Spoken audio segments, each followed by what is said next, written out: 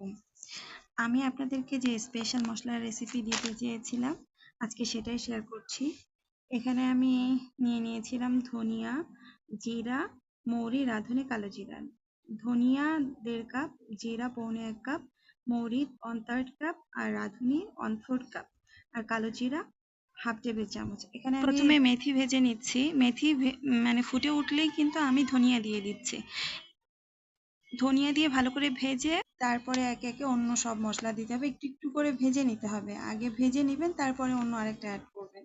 এখানে যেই সিরিয়ালটা আমি মেনটেন করেছি এটা কিন্তু মেনটেন করতে হবে, না হলে কিন্তু আপনার যে মশলার ঘ্রাণটা সেটা ভালো আসবে না।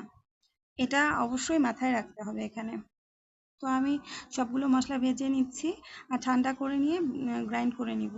আর এখানে এই যে আমি আগেই করে রেখেছিলাম মশলা, এটা আমি দেখিয়ে দিয়েছি যে আমি কিন্তু এটা অনেক দিন থেকে খাই। হ্যাঁ, আর এটা খাওয়ার পর থেকে আমার মশলার খরচ অর্ধেকটা হয়ে গিয়েছে। আর এই যে এতটুকু বাকি ছিল এটা আমি গাছের গোড়ায় দিয়ে দিব।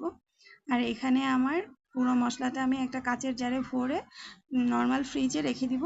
আমার যতটুকু লাগবে আমি ততটুকু একটা ছোট জারে ভরে নিয়েছি, দেখেছেন, ওইটা আমি ব্যবহার করি। আর এটা কিন্তু আমি নর্মাল ফ্রিজে রেখে দিব। তো আজকে এই পর্যন্তই। আসসালামু আলাইকুম।